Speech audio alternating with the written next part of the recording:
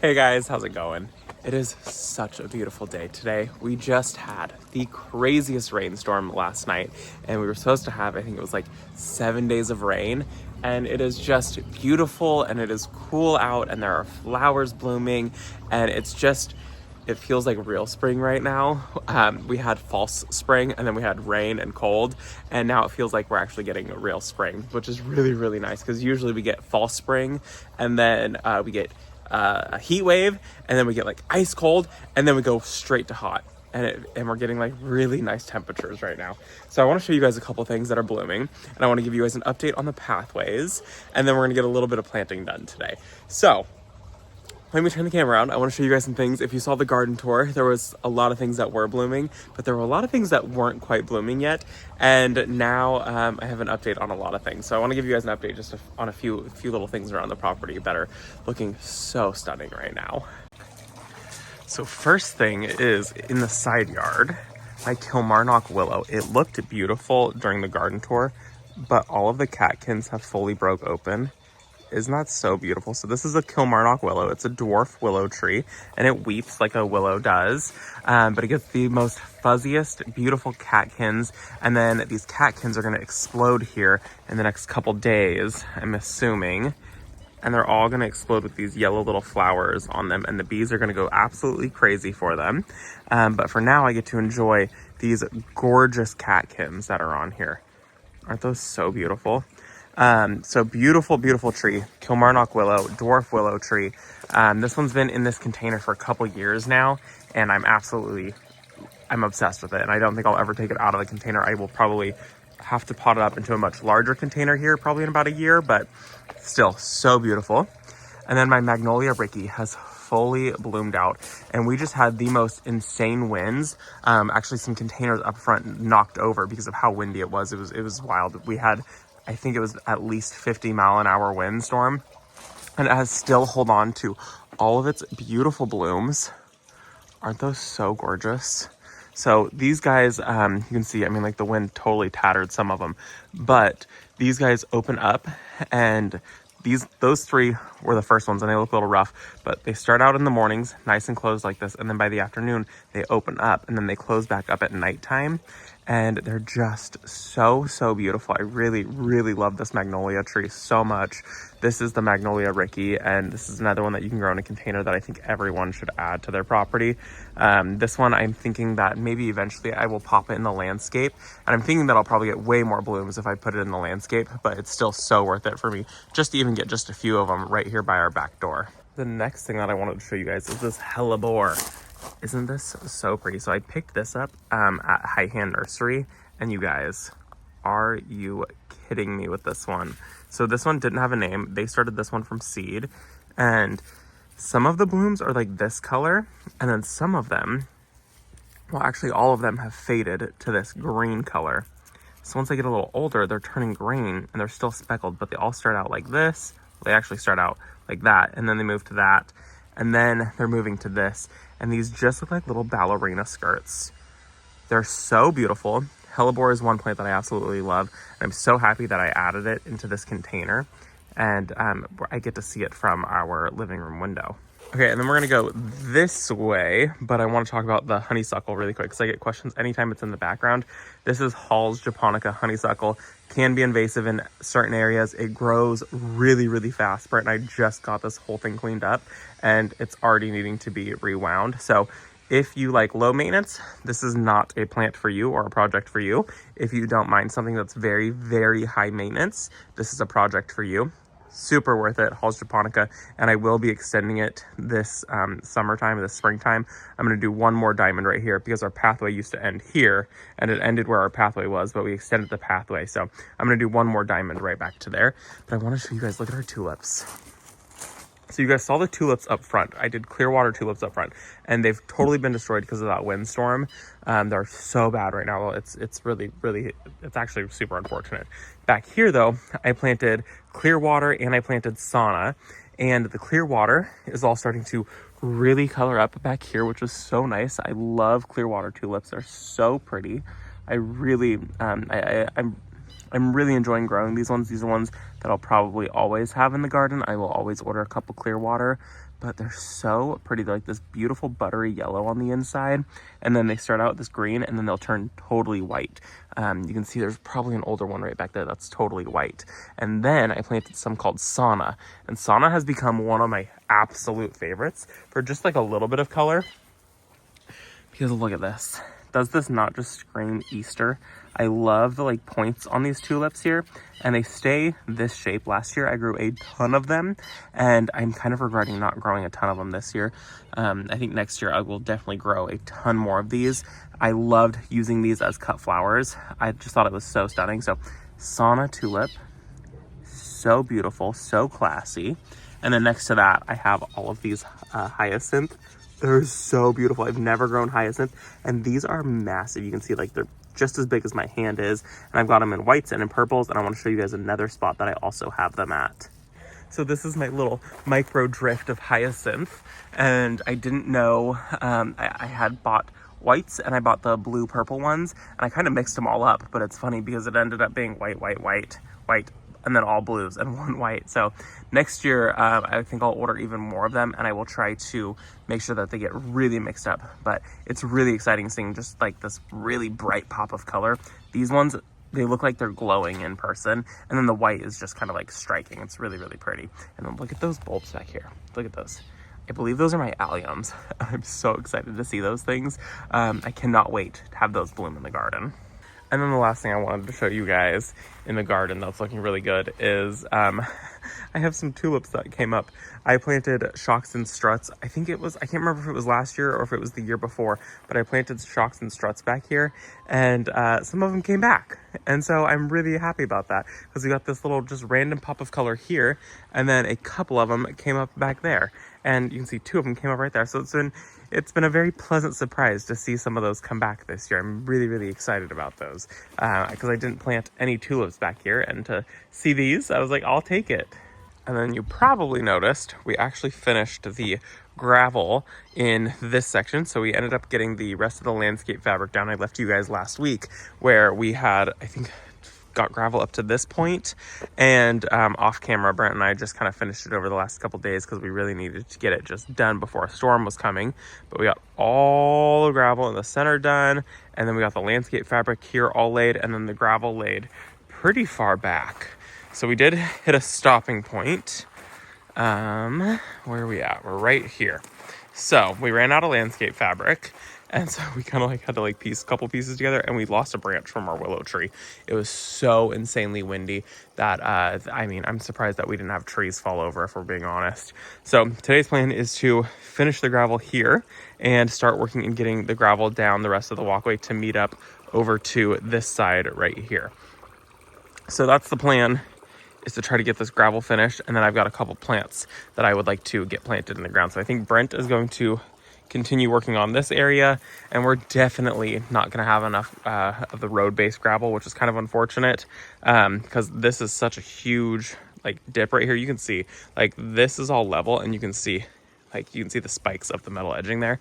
So we have to put in a lot of gravel in this area, and I don't think that we have nearly enough. We might have enough to like get to this area and not even have enough to do any of that there. So we're shy probably about 2 yards, which is super unfortunate. So he's gonna work on gravel. I'm gonna get some plants planted. I've got a jasmine that I want to get planted, and I've got another plant that I have zero experience growing, and so I'm kind of excited about it. It was really beautiful. I don't know anything about it, so I'm gonna go do a little research really quick, and then we can get to planting. So let me show you guys what I got after I researched this one plant a little bit more. Okay, so I've done some research on this plant now. So this is a Pericallus, or a Cineraria. Look at me saying botanical names. And I found this at Green Acres, and I thought it was the most beautiful thing ever. This just screamed springtime to me. I loved all of these like little dainty daisy-like flowers, and I guess it's related to daisies. You're gonna see some broken stems on this thing. This was outside, and we, like I just said, we had that crazy storm come through, and this thing fell off, and it fell off a ledge. It fell off a ledge, and it landed, and it broke. So you can see like this whole side is flat. But this side is beautiful. And so this is hardy in zones 9A ish all the way up to about 12 to 13. For most people, this is just going to be an annual. Even for me, this might be an annual. I'm right on the cusp of it, and it doesn't love a ton of heat, which is funny because it likes those higher zones, but it doesn't like cold and it doesn't like too much heat. So we're going to see. This could be an annual, could be a perennial. We will find out later in the year if it dies in the summer heat for me. It doesn't like anything below like 32 degrees. It's too cold for it. But what I liked about this is just how sweet these flowers are. And so I guess this is a mixture of flowers like most daisies kind of are. I don't know if you can see. So see olive in here. Those are all little tiny flowers. And then at each one of the petals is another flower. And so it's a whole bunch of flowers mixed with a whole bunch of little flowers. And so I'm hoping that the bees really like this plant. I really like it. I love how pastel-y it is, and I like how small the flowers are. I've seen this plant, and it never has wowed me before like this one has. Normally you see it, and they are like either bicolor, so they're white with like reds or blues. This one is like a bicolor, and it's like a pastel purple with like white around it, and like these like soft buttery yellow like centers. And I don't love the red ones, and I don't love the blue ones, and I don't love the purple ones. I love this soft pastel-y color. This is my jam. So it's related to daisies, I guess. I don't know much about it. I'm also going to assume that the snails love it because I'm already seeing some like snail and slug, like the trail on this guy. And then we're going to plant this in shade. So this is not one that wants sun. It says part sun to shade. And I don't see this loving sun at all. So we're going to plant this somewhere where it's just going to get, if it's getting any sun, it's just going to be maybe a little tiny bit of morning sun. So I'm going to plant it over in the side yard right here. And that's pretty much a full shade area, maybe some like dappled sun in the afternoon. And so I'm hoping that it just fills out really nicely. It says that it's going to get about 10 to 14 inches tall and wide. So it'll probably double in size here. And I think this is going to be a beautiful plant to add to my garden. The next plant that we're going to get planted is this pink jasmine. And it has 0 blooms on it right now, but the blooms are coming. And you can see the blooms are actually like pink on it. So I'm very excited to get this pink jasmine. And I can already smell it. I don't know how that's possible, but I can already smell the jasmine on here, which is weird because there's not a single open bloom on this. It's going to get about 20 feet tall, and it's a vine, so it's just going to spread. I'm going to plant this so it grows up a telephone pole. It's an abandoned telephone pole. There's the wire that goes to it, but it doesn't actually run to anything. Otherwise, I wouldn't plant it on the telephone pole. You definitely don't want to plant this on somewhere where you've got like live wires, but this one, it's an abandoned telephone pole, and this plant is so root bound. It severely needs to get out of here. I paid $14 for this. It's growing zones 9 through 11, and like I said, 20 feet tall, and it's just it gets as wide as it can, but I'm going to train it so it grows up the telephone pole. I'm going to throw some wires on there so it can wrap around the wire on the telephone pole, and then I'm hoping what that'll do is start to mask this hideous telephone pole that I've got, and it'll be an evergreen.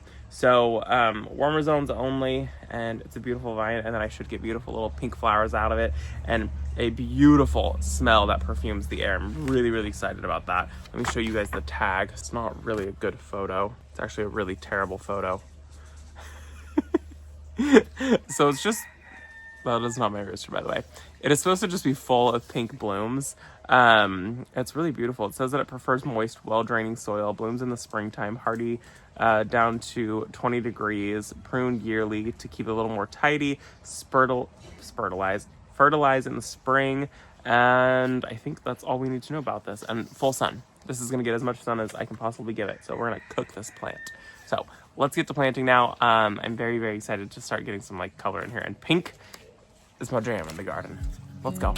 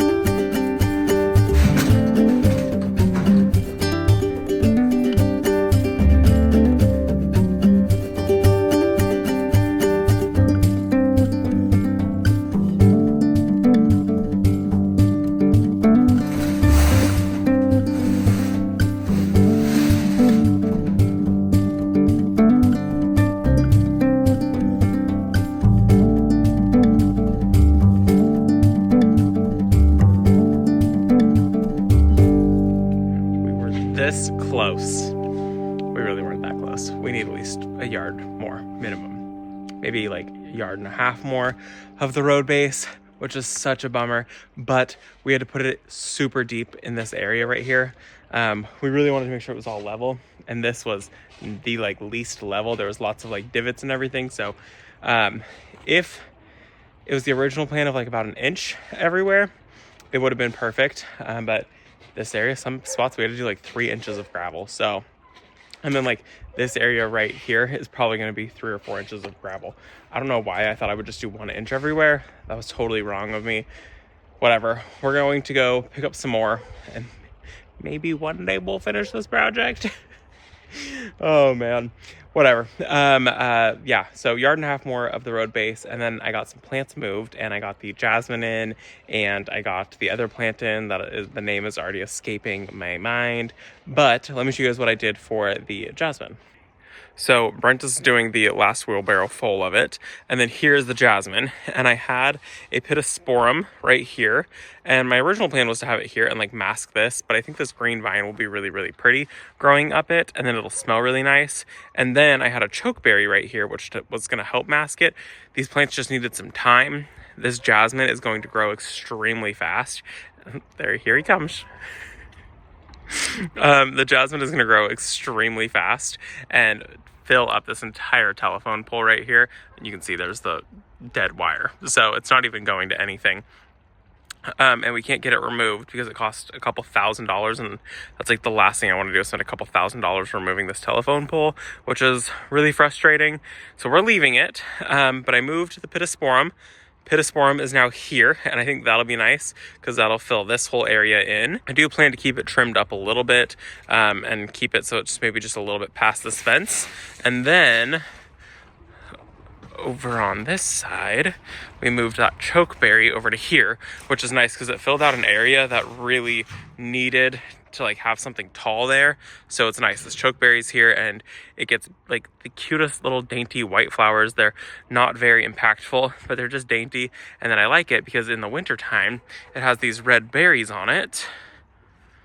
You can see these red berries, so it's some really pretty winter interest right here. And I really love the red berries. Supposedly, birds like them, but the birds have pretty much left them alone. So I haven't had any issue with that. And then you can see there are some white flowers. These guys are starting to form. The buds are starting to form on this.